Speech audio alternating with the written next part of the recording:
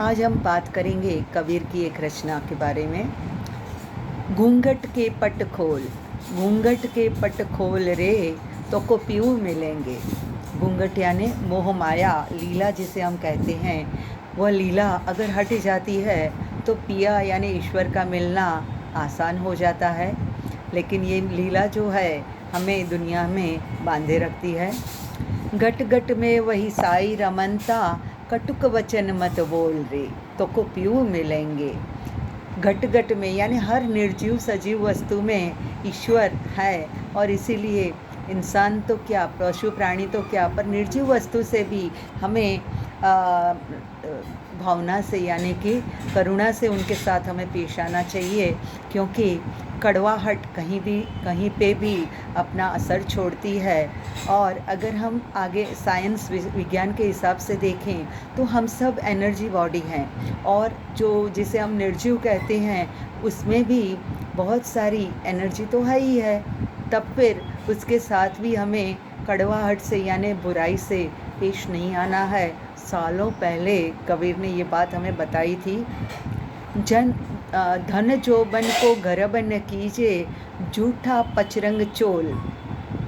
धन जोबन को गर्भ न कीजे, झूठा पचरंग चोल रे तो है पीहू मिलेंगे। अब ये जो हमारा चौला यानी हमारा जो शरीर है 5 तत्वों से बना है, लेकिन ये 5 तत्व अपने आप में क्या है तो बहुत ज़्यादा परिवर्तनशील हैं, और इसीलिए अगर धन आया है तो जाएगा, आज किसी और के हाथ में है, कल हमारे हाथ में होगा, परसों किसी और के हाथ में। तो इस धन का अभिमान कैसा। और जवानी तो आपको पता है 4 दिन की चांदनी। तो ये जो चीज़ें हैं इस पे अभिमान कैसा। कबीर हमें कहते हैं कि इसका अभिमान नहीं करना है। सुन्न महल में दिया न बार रे, आसन से मत डोल। हमारा जो महल यानी हमारी आसपास की परिस्थिति या हमारा जीवन, ये कैसा है तो कि वहाँ पे दिया, तो कहते हैं कि वहाँ पे दिया जलाना नहीं है। दिया कैसा दिया, प्रपंच का दिया, या फिर वे अलग अलग लालच या लालसा का दिया।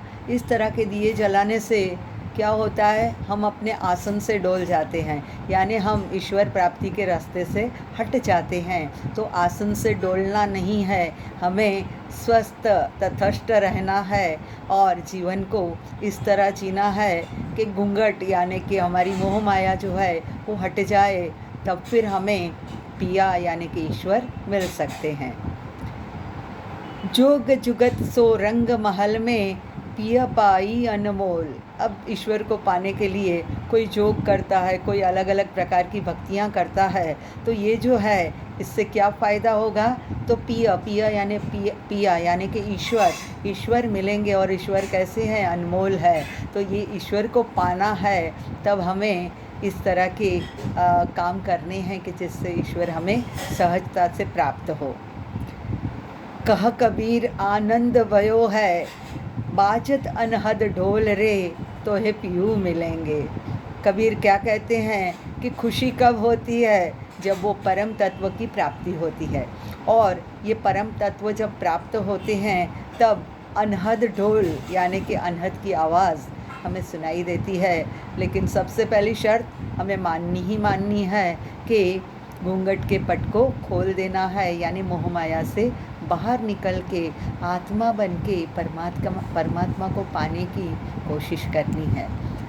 कबीर की ये बातें आज भी उतनी ही सही और इतनी ही प्रस्तुत हैं। Thank you.